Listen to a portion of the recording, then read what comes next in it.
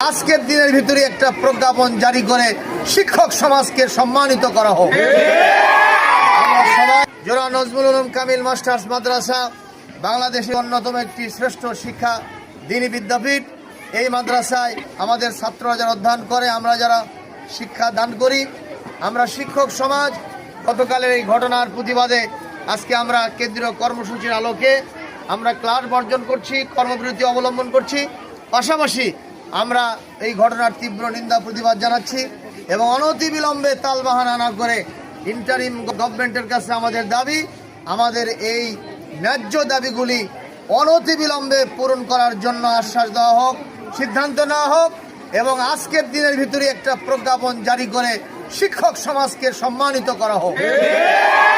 আমরা সবাই শিক্ষকের গায়ে হামলা কেন? নারে তাকবীর।